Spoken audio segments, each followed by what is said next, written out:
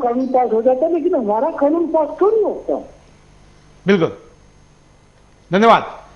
जो बात इस स्कॉलर ने हमको समझाई है, हम भी पिछले कई दिनों से सब आप सुन रहे होंगे, पढ़ रहे होंगे पेपर में, लेकिन मैं दोबारा इसको याद दिलाना चाहता हूं कि इन कारपोरेट घरानों को जमींदार बनाने के लिए सबसे अगर कारगर हथियार सरकार के पास कोई है, जिसको सरकार कानूनी कहती है, वो अंग्रेजों के जमाने का भूमि अधिग्रहण कानून है। अंग्रेजों को जब लग जाता था कि फलानी जगह ये हमारे काम की है, तो वो उसके ऊपर सरकारी अध्यादेश के आधार पर कब्जा कर लेते थे, और उस कब्जे के आधार पर उसके मूल जो मालिक होता था वो दूर हो जाता था, वो मालिक नहीं रहता था, और उसको अंग्रेज अपने कब्जे में ले लेते थे। ये इज्जत लूटने का एक तरीके से, इज्जत से भी बड़ी बात है कि जमीन लूटना उस इज्जत लूटने से भी तब के कवियों ने कुछ शब्दों में इसको कहा है, और वो सारी पुनरावृत्ति इस कानून के आधार पर 2012 में भी हो रही है।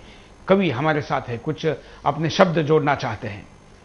जिस तरह से एक षड्यंत्र रचा जाता है, जब हम भट्टा पारसोल में देखते हैं, उसके बाद ये जो बाड्रा और डीएलएफ के बीच की डील होती है, जब किसानों के पेड़ का टुकड़ा काट के इन औने पौने दामों में इन उद्योगपतियों और राजनेताओं को दे दिया जाता है, तब चार पंक्तियां निकलती हैं कि सत्ता के पुजारियों से मेरा ये निवेदन है, खूब लूट खाया थोड़ा देश हित सोचिए, तो आत्महत्या करने पे विवश किसान लगे, भूखे व गरीबों के निवाले तो न छीनिए, तो कृषि भूमि ना बची तो पैसा किस काम होगा, कृषि भूमि ना बची तो पैसा किस काम होगा, पेट का सवाल है कुठार मत कीजिए, पेट का सवाल है कुठार मत कीजिए, अब देश की गरीबी को मिटाने का प्रयास करो, देश बेचने का फरमान मत दीजिए,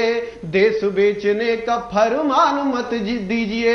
ये जो देश बेचने का इन उद्योगपतियों कारपोरेट घरानों के हाथों में देश को गिरवी करने का षड्यंत्र रचा जा रहा है, वो निश्चित रूप से इस देश के लिए एक बहुत बड़ा सवाल है कि हमारा देश जा किस ओर रहा है। बिल्कुल, जो डीएलएफ के सौदे की बात पिछले कई दिनों से आ रही है, क्या आप जानते हैं कि इस डीएलएफ के पास लैंड बैंक नाम की एक ऐसी कंसेप्ट है जिसमें उन्होंने कई जगह पर लाखों एकड़ जमीन को लैंड बैंक के तौर पर इकट्ठा करके रखा है।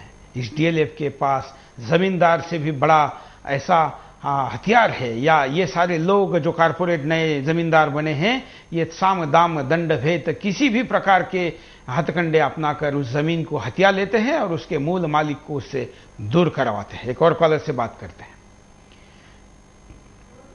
नमस्कार। हेलो सर जी, बोलिए। हाँ, आपने सब एक कर रहे तो नेता को फांसी करने दे रहे हो। बस्तीमल जी बोलिए। अपने ये सब नेता है, ये सब बड़ा खाने इतने पैसे विदेश भेज रहे हैं, तो उसको आप फांसी करने दे रहे हो। ऐसा कानून बनाना चाहिए कि मतलब दूसरी बार कोई एक्स्ट्रा मतलब इंडिया की जमीन कोई बेचे नहीं। अपने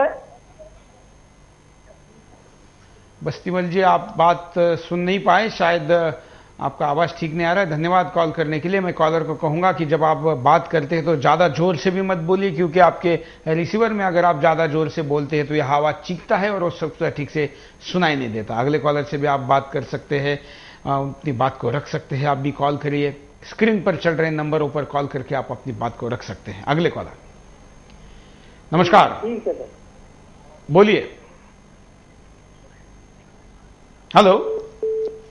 शायद कॉलर से हमारा संपर्क टूट गया। हम कारणों पर नजर डालते हैं कि क्या कारण है। देखिए, जमीन अधिग्रहण एक्ट का कमजोर होना। जिस जमीन अधिग्रहण एक्ट के तहत अभी तक कॉरपोरेट घरानों ने जमीनें अधिग्रहित की हैं, वो अंग्रेजों के जमाने का बना हुआ है। इसी का फायदा उठाकर ये कॉरपोरेट घराने जमीनों के शहंशाह बन गए हैं। कॉरपोरेट घरानों की सरकारों से मिली भगत। मंत्री कॉरपोरेट घराने के एक फायदे को देखकर ही नीतियां बनाते हैं। इसके एवज में ये औद्योगिक घराने इन मंत्रियों और इनकी पार्टियों के खजानों को भरते हैं, जिससे दोनों औद्योगिक घराने और मंत्री अपने खजाने को भरने में कामयाब हो जाते हैं। सरकार का किसानों की रोजी रोटी का ख्याल न रखना। औद्योगिक घराने कहते हैं हम किसानों को उनकी जमीन का पूरा पैसा देते हैं, लेकिन कोई भी ये नहीं समझता कि किसान पैसे का क्या करेगा।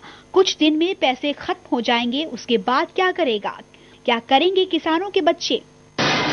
औद्योगिकरण के नाम पर दिखावा। जिस तरह से औद्योगिकरण के नाम पर जमीनों का अधिग्रहण हो रहा है, और वो भी कृषि योग्य भूमि का, उससे औद्योगिकरण की बात बेमानी लगती है। क्या अनाज भी अब उद्योगों में उगने लगेगा? क्या किसान अपनी जमीन और मकान छोड़कर उद्योगों में नौकर भर रह जाएगा? लगता तो ऐसा ही है। विकास के नाम पर जमीनों का मालिक बनने का ख्वाब। आज औद्योगिक घराने जमीन की कीमत जान गए हैं। इसी वजह से आज नेताओं और कॉरपोरेट घरानों का एक ग्रुप बन गया है जो जमीनों को अपने काबू में ले रहा है। ये कारण है, और हम इस बात को भी रखना चाहते हैं कि उद्योगों के हम खिलाफ नहीं है, विकास के खिलाफ नहीं है। जमीन कुछ उद्योगों के लिए अनिवार्य है और वो मिलनी चाहिए, लेकिन वो खेती योग्य जमीन क्यों दी जाए? वो बंजर जमीन का वहां पर उपयोग कहीं नहीं किया जा सकता।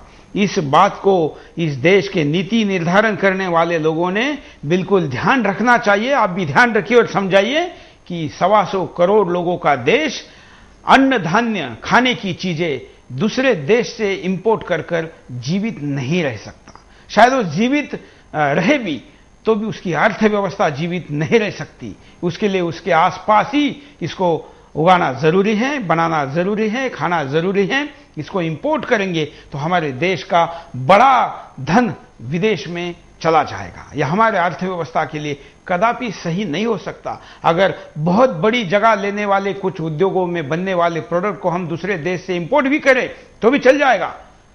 वहां पर हमारे स्वदेशी के विचार को थोड़ी देर हम दूर रखेंगे, लेकिन हम अगर बहुत बड़ी किसान की खेती योग्य जमीन अगर जाती है तो वो कभी भी हमारे हित में नहीं रहेगा।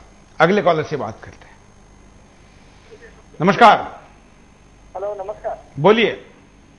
आपने जो कार्यक्रम सुदर्शन न्यूज पर अभी चल रहा है, मैं देख रहा हूँ। मैं महाराष्ट्र के वाशिम डिस्ट्रिक्ट से किसान बात कर रहा हूँ। हाँ। और हमारे वाशिम के अंदर में आज से 20 साल पहले किसानों की जमीन MIDC के लिए अधिग्रहण की गई थी और बहुत ही कम दाम में ये जमीन किसानों के पास से ली गई थी, लेकिन उसका जो उद्देश्य था वो था इंडस्ट्रियल डेवलपमेंट करने का। लेकिन 20 साल से ये जमीन उन्होंने वैसी ही रखी हुई है, बंजर जमीन पड़ी हुई है और किसानों की जमीन किसानों को वापस मिलनी चाहिए। इस बारे में सुदर्शन न्यूज हमारे वाशिम के, महाराष्ट्र के वाशिम डिस्ट्रिक्ट के कुछ किसानों को मदद कर सकती है क्या?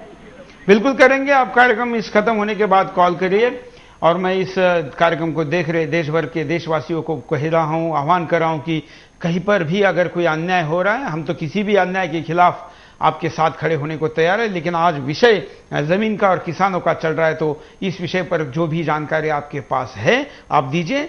हम जरूर उसके ऊपर आवाज उठाएंगे और मीडिया के इस हथियार के द्वारा आपको न्याय देने का प्रयास करेंगे। अगर समस्या बहुत ज्यादा है और बहुत जाती हो रही तो मैं खुद उस जगह पर विजिट करने आऊंगा और आपको न्याय देने के लिए हम वहां पर डटे रहेंगे। आप हमको जरूर संपर्क करिए। अगले कॉलर से बात करते हैं।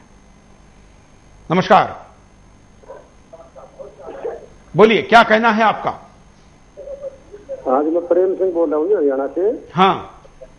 और हमें ये कहना है कि भी जो हमारी सरकार है ना, हाँ, आज की वर्तमान सरकार है, पिछले 60 साल से जो अपना जैसे अंग्रेज हमारे देश पर राज करते थे उसी तरीके से लोकतंत्र के नाम पर हमारे ये राज कर रहे हैं। और ये कॉर्पोरेट जो घराने हैं ये यूं बिल्कुल बना दिए गए हैं जैसे जब जमींदार होया करते जी, बिल्कुल पिट्ठू हुआ करते।